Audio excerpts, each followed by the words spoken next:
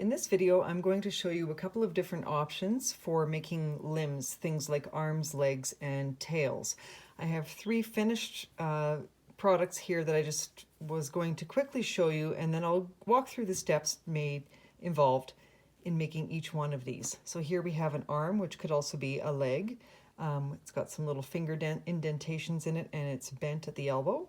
Here we have one tail option with a kind of a fluffy, almost like a horse's tail style, and then I have a dragon ridgeback.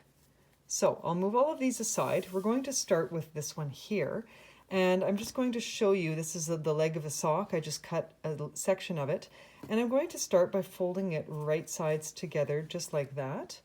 Remember, we always want to sew things inside out, so that when we flip it right side out, all of our rough stitches are hidden on the inside. You only look at the nice clean finish.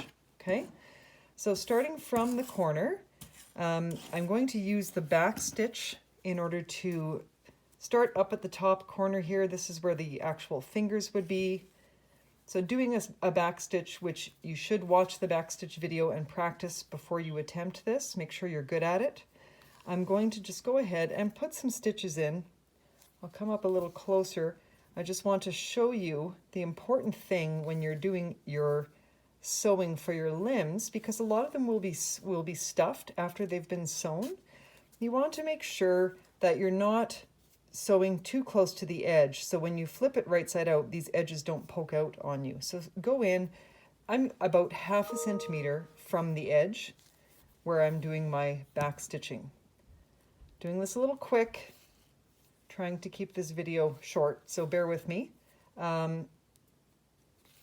You're going to come around the corner, so the end is done. Start working your way up the side and keeping your stitches a little bit short. If they're too long, you're going to have holes when you flip it right side out. It's going to sort of pull at the sides and gape open, and so you want to make sure that your stuffing doesn't leak out. So try to keep your stitches a little small. I am doing this for the sake of speed, so they're a little bigger than I would do them, than I had done them on my original product. If you ever get those kinds of tangles, just sort of pull on the back side and just smooth and straighten, and your stitches will sort themselves out for the most part.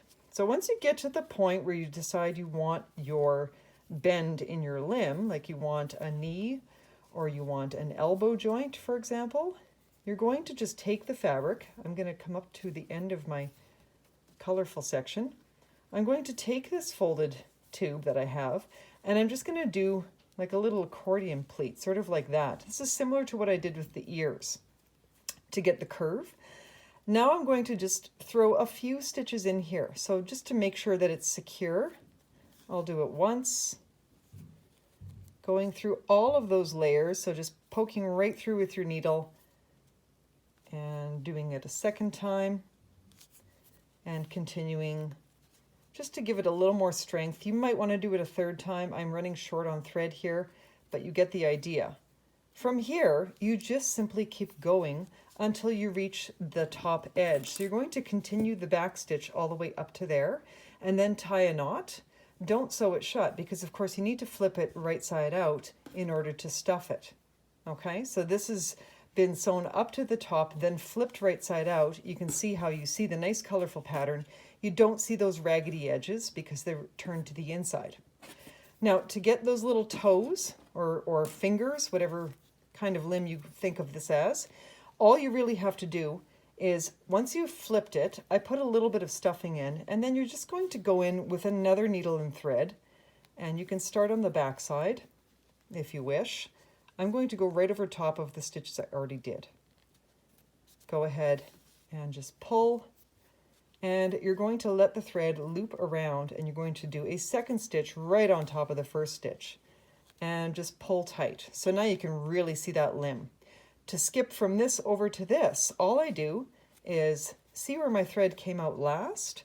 I'm going to put my needle right into the spot where it came out so nobody sees. I'm going kind of like a tunneling underneath inside of the limb. So I'm not going through to the back. I'm kind of in between the two layers with my needle, and I'm coming out where I want my second digit to be. And then I'm just going to do the same thing, loop around from the back, let that thread come over the edge, pull tight. Now you have your toes or fingers. You can put your thread to the back, just push it in, flip it over, tie a knot, and there you have your limb. Moving on to the next one, which was this right here. This is the, I call it a horse's tail. You can kind of call it whatever you want. This is an old t-shirt. I just cut the arm out of it. So here's another section of t-shirt that I also just cut. The t-shirt was flipped inside out, and I just took the arm and just cut a wedge, roughly the shape that I want. I want to keep my nice seam on the outside. So this is the outside of my fabric, having it facing up. This is going to be my fringe. All I did was I cut a long rectangle of fabric, same color. You can mix it up, change colors if you want. Roll it up into a tube. So roll, roll, roll, just like you're rolling up a sleeping bag or a yoga mat. And continue rolling until it's closed up. Then all you need to do is put it where you think you roughly want it and sandwich it in between your two layers of your tail. At this point, I would start sewing from the bottom. Take your needle and thread. And it looks weird because the tail is hidden on the inside, seams backwards. No, it's not. Remember, we sew these things inside out and then we flip them right side out. So again, starting with a back stitch and just poking through all those layers. You want the tail to be sort of secure, so don't be afraid to throw a few stitches in there. So go ahead and jab a few through. You're going through all of the layers. You're going through the front and the back of the tail, and also that tube in the middle that you rolled up.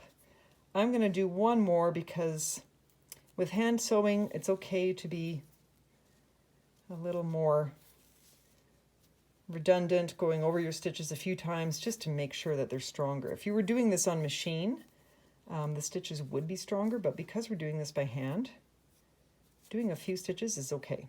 Now, I'm going to start moving along, and again, just pinch and hold, throwing some back stitches in.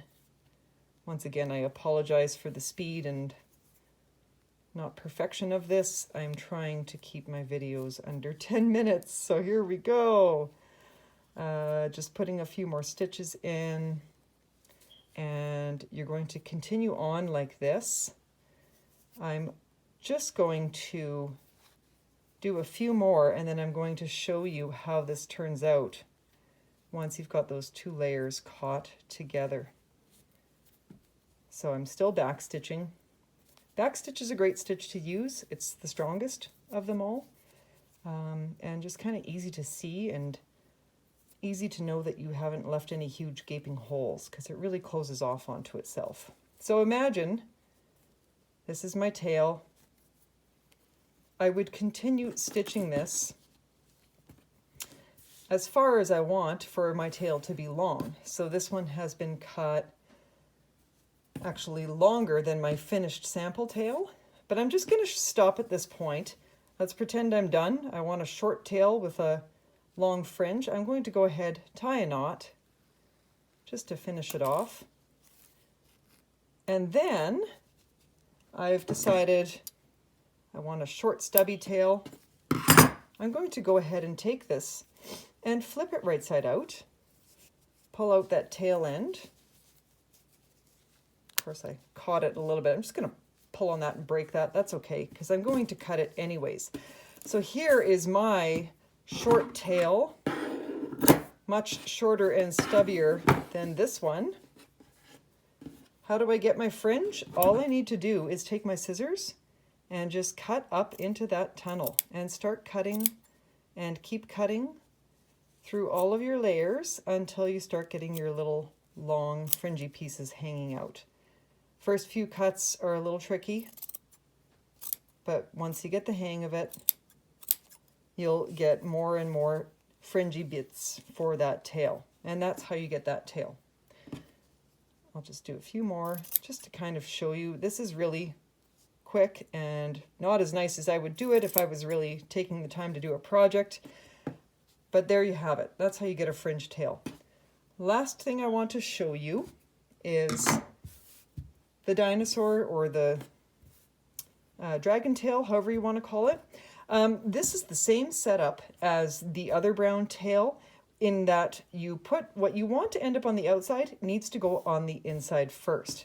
So again, this is from the body of the same t-shirt. I just cut it, I laid it flat, and I cut out a rough shape that I like. That is roughly the tail I want. I open it up and I place my design element, which is my purple fringe, line it up with the edge, fold this shut. You're going to do the exact same thing, where you're going to start back stitching from one end, working your way to the other end. When you flip it right side out, you end up with a shape that looks like this. Could be attached to the back of the sock puppet.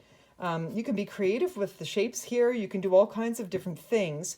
The important thing I want you to realize in the video is that for things to end up looking right side out and looking pretty, you need to make sure that you are sewing inside out. So you should always be looking at the wrong side when you are sewing. Once you flip it right side out, your design elements will show.